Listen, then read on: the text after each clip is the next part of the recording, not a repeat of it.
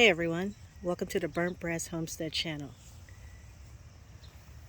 In a previous video, I showed where as though we extended the growing area of the garden to the right side of the greenhouse, and I planted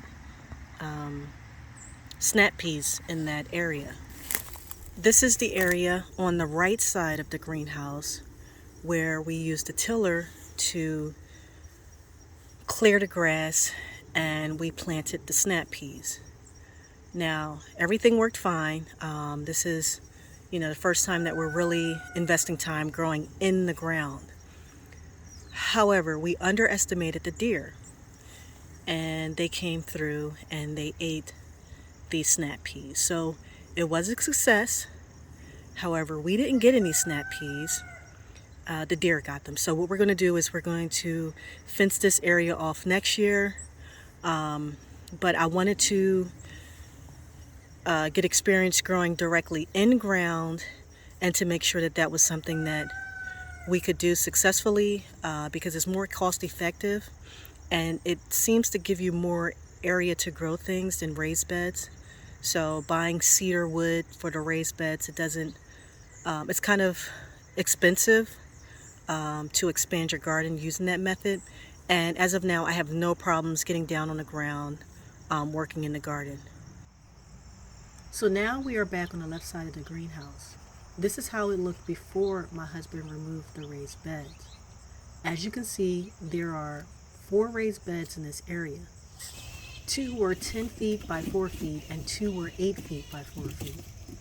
By removing the raised beds, we now have more room to grow 3 or 4 rows of food the full length of the greenhouse. The cedar wood that was removed from this area will be repurposed next year, as I want to build a bi-level shelf in the back of the greenhouse where I will work to start the seedlings. And here's how the garden looked when I first started growing food on this property. It doesn't look like it from this picture, but the size of this garden was about 24 feet by 24 feet with fencing all around it. Hardwood cloth was placed on the ground around the perimeter of the fence with the raised beds placed on top of it. This was to prevent animals from burrowing under the fence. If you look in the background, you will see I have hoops around some of the raised beds. I placed plastic around the hoops to extend the growing season, but still yet I could not get through the winter, which is why I removed this raised bed garden area and replaced it with the greenhouse. With the greenhouse, we can grow food all year long. Take a good look at the soil. Wood chips have been added to this area almost annually to keep the weeds under control. The wood chips break down over time, thus producing this quality soil. I will link a video detailing how we get free wood chips, mulch, and bark. We recently got this tiller on sale at Home Depot for a price we could absolutely not turn down. The discount was well over 50% off, and it has made extending the garden very easy. The plastic you see here is plastic mulch. I was not a big fan of using plastic on the ground, but with a full-time job and trying to weed the garden, plant seeds, harvest, preserve food, as well as maintain the other chores around the homestead, we decided to give the plastic mulch a try. So this spring we will be implementing more plastic mulch and heavy-duty weed barrier material in the garden, mainly on the outside areas to the left and the right of the greenhouse. I have been growing food for about 10 years now. I started with container gardening on the balcony of my apartment. Then I moved to growing food in the backyard of my friend's house.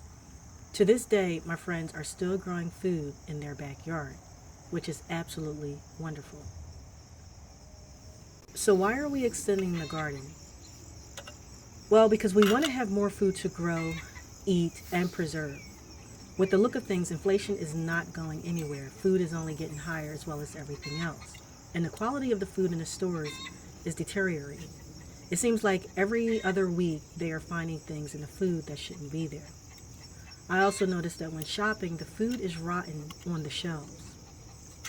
It is refreshing to eat fresh food that ripens on the vine versus food from the stores that are picked prematurely to ripen en route to the markets.